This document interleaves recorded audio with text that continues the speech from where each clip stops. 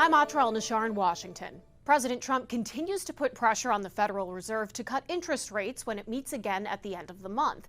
The president specifically going after Fed Chair Powell, who he originally appointed to the job in his first term, calling him too late Powell.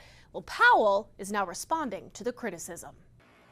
At this pivotal moment for President Trump's economic agenda, with the tax and spending package in flux in Congress, the amendment is agreed to, and trade deal deadlines days away, he's doubling down on his criticism of Federal Reserve Chair Jerome Powell. The president sent this note to the Fed chair.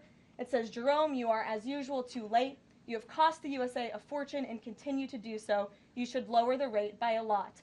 Hundreds of billions of dollars are being lost, and there is no inflation." Congress assigns the Federal Reserve two mandates: maximum employment and price stability. Interest rates are one of the few tools they have to get it done. The unemployment rate is historically low at 4.2%, and the Fed's North Star for measuring inflation is just above their 2% target. Powell making news Tuesday when asked about the impact of the president's tariff policies. In effect, we went on hold when we saw the size of the tariffs and essentially all inflation forecasts for the United States went up materially as a consequence of the tariffs. The president claims he's proven those forecasts wrong, but also says this about his tariffs, the bulk of which are temporarily reduced to 10% until July 9th. They haven't even kicked in yet. The president's ire has been directed at Powell, but he does not get to make unilateral decisions about interest rates. Whether rates go up, down, or stay the same is decided by 12 voting members of the Federal Open Market Committee, or FOMC,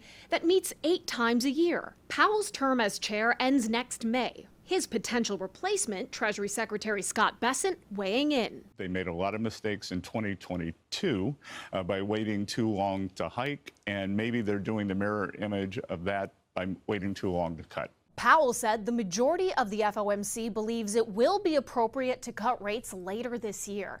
And when asked about the president's personal attacks, Powell said he's just focused on doing his job. In Washington, I'm Atra al-Nashar.